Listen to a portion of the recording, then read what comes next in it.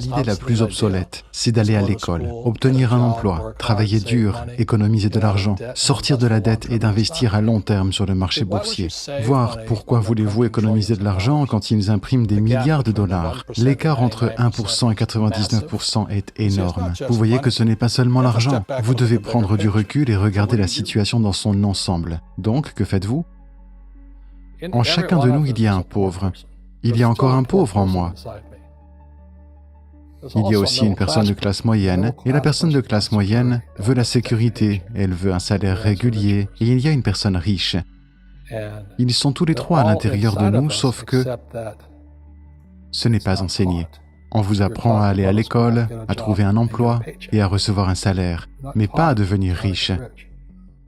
Si vous avez lu Père riche, Père pauvre, mon père riche a refusé de me payer. Il me disait que le chèque de paye était l'une des choses les plus dommageables que vous puissiez subir dans votre vie. Il me disait qu'au moment où vous prenez un chèque de paye, vous êtes un employé. C'est ça l'état d'esprit. Donc mon père riche ne m'a jamais payé. Et ça a rendu fou mon père pauvre, vous savez, un fonctionnaire. Vous devez payer les gens, vous devez payer les gens. Et mon père riche ne disait pas que le chèque de paye était mauvais. Il me disait qu'il ne voulait pas être esclave de l'argent. Donc, en tant qu'entrepreneur, vous savez, si mon père riche faisait faillite, il me disait « j'essaie juste une autre entreprise, je n'ai pas besoin de chèque de paye, je n'ai pas besoin de personne pour prendre soin de moi. Si mon gouvernement ne m'aime pas, je déménage dans un autre pays, parce qu'ils ont besoin d'entrepreneurs là-bas. » Donc, être entrepreneur n'est pas tant lié à l'entreprise. Être entrepreneur, c'est vraiment l'état d'esprit et les compétences, et les différents ensembles de règles. Vous voyez, je n'ai pas de petites entreprises parce qu'elles ne fonctionnent pas selon les mêmes règles que les grandes entreprises. Être entrepreneur, c'est d'abord un état d'esprit, un ensemble de compétences et de règles. Et selon que vous soyez un employé ou à la tête d'une petite entreprise, les règles sont différentes. Les mentalités sont différentes, les compétences sont différentes. Si vous pouviez dire une chose à quelqu'un qui n'a jamais été entrepreneur et qui envisage de faire l'acte de foi de devenir entrepreneur, que pourriez-vous lui dire? Eh bien, je vais juste leur dire la même chose qui m'est arrivée. Vous savez, mon dernier chèque de paye, je me souviens encore clairement que c'était l'un des pires et des meilleurs jours de ma vie. J'étais à Porto Rico. Je travaillais pour Xerox. Et mon patron m'a donné mon dernier salaire. C'était un chèque de bonus. Je pense que c'était environ 30 000 $, imposable. C'est le seul problème avec ça. Alors, j'ai reçu ce chèque et j'ai dit « Bon Dieu !» Vous savez, je veux dire, donc j'étais enthousiaste, mais j'étais aussi dérangé.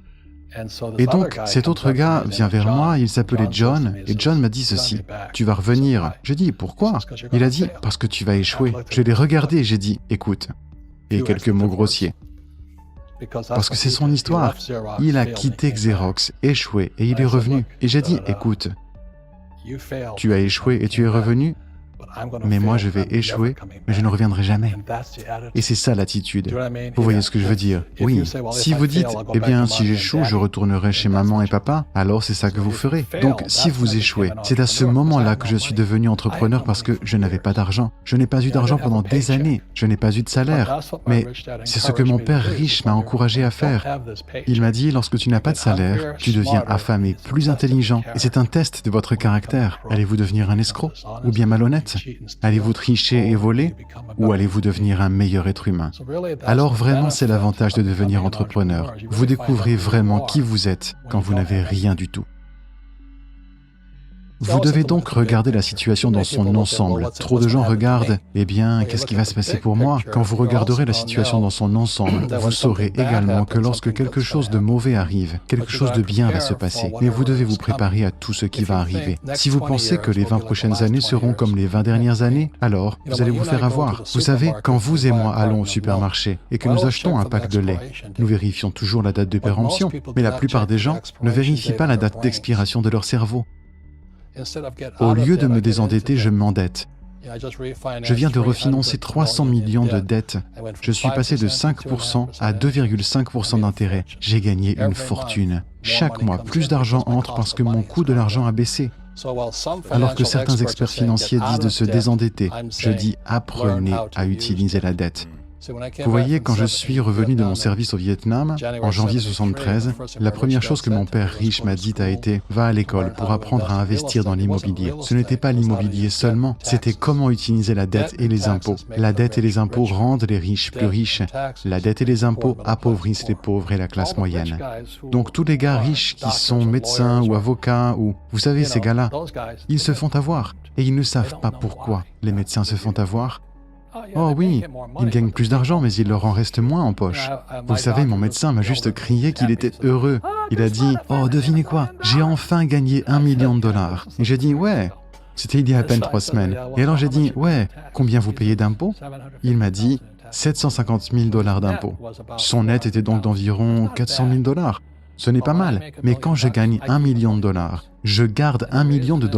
Et la raison, c'est que je n'y parviens pas en travaillant pour de l'argent. Vous voyez, si vous travaillez pour de l'argent, vous êtes imposé. C'est pourquoi la leçon numéro 1 de Père riche, Père pauvre, c'est que les riches ne travaillent pas pour de l'argent. Nous créons plutôt des entreprises en tant qu'entrepreneurs, nous acquérons des biens immobiliers. Je n'investis pas en bourse.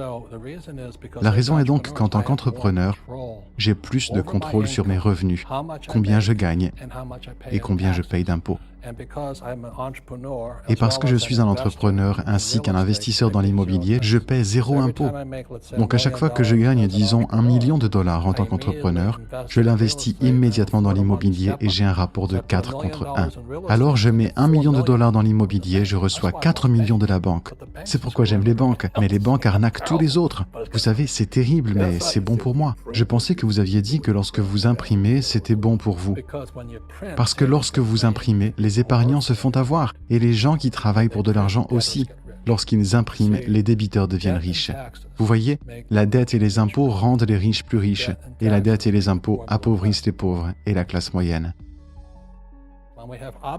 Lorsque nous avons des idées obsolètes, nous obtenons des résultats obsolètes. Alors, que se passe-t-il pour la plupart des gens?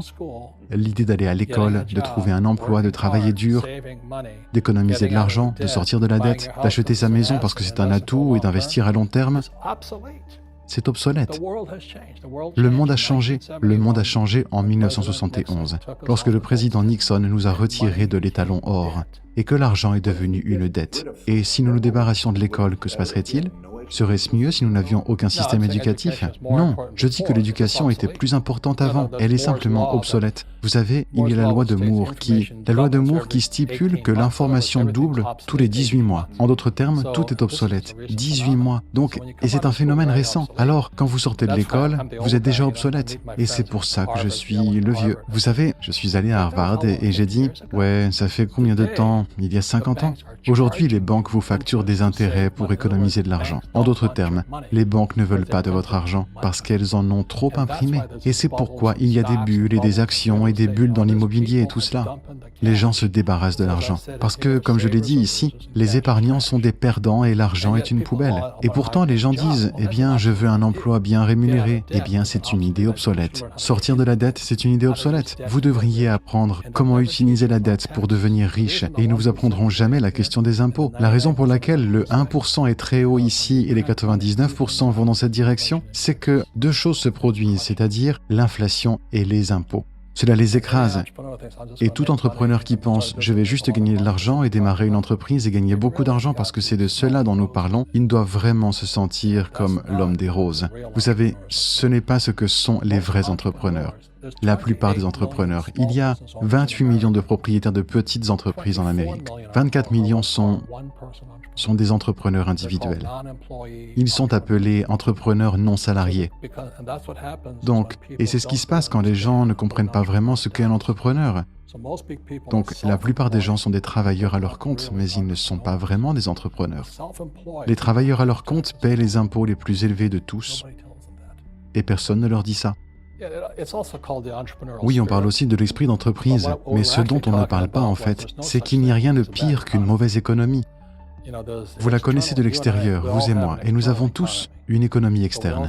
Mais nous avons aussi une économie interne, et le pouvoir de la volonté, c'est de changer notre économie interne. Donc pour moi, je peux voir le bon, je peux voir le mauvais, mais je m'en fous, parce que je vais être riche de toute façon. Mais une personne pauvre avec une mauvaise économie personnelle tout ce qu'elle va voir, c'est une mauvaise économie. Parce qu'ils ne savent pas comment gagner de l'argent dans aucune économie. Et une personne de la classe moyenne, elle a une économie de classe moyenne. Vous savez ce qu'elle veut? C'est une belle maison, un salaire régulier, le travail et la voiture. Et donc, lorsque vous leur prenez leur travail, c'est un désastre. Eh bien, vu qu'un entrepreneur n'a pas de travail de toute façon, ce n'est pas grave. Alors tout ce que je dis aux gens, c'est ce que Bucky Fuller m'a appris. Il y a toujours deux côtés. Vous voyez ce que je veux dire? Vous savez utiliser le pluriel, au minimum deux. Donc, si vous pensez que l'économie est mauvaise, c'est parce que votre économie est mauvaise. Si vous pensez que la stabilité, vous savez, l'emploi est important, alors vous verrez une économie sans emploi. Votre économie par rapport à l'économie extérieure, là où vous contrôlez par rapport à ce que vous ne pouvez pas contrôler. Je peux contrôler, oui, ça s'appelle un focus interne par rapport à un focus externe. Donc le vrai entrepreneur a une focalisation interne. Mais s'il tombe, il me dit « Oh, c'est bien, parce que je vais monter plus haut. » Vous savez, la personne moyenne tombera et dira « Oh, je vais prendre du Prozac. » Ou bien « Quelqu'un fait des erreurs. » Toutes les erreurs ne comptent pas. Les erreurs comptent. Cela signifie que vous ignoriez quelque chose. Mais un vrai entrepreneur, qu'il tombe ou qu'il parte, il peut toujours monter. Il peut se relever et aller plus haut, peu importe ce qui lui arrive. Il est devenu plus fort et meilleur et plus intelligent et plus heureux. Mais une personne avec un état d'esprit interne faible, elle a tellement peur de ce qui se passe que cela arrive généralement. Comme vous savez, les gens qui ont peur de perdre leur emploi perdent généralement leur emploi. Vous voyez ce que je veux dire? Oui, sans doute, si tout vient à travers vous, oui. Donc la première tâche de l'entrepreneur, c'est le contrôle à l'intérieur, pas à l'extérieur. Au moment où vous prenez ce chèque de paye, vous êtes un employé. Vous devez être plus fort que cela. Il s'agit d'un contrôle interne.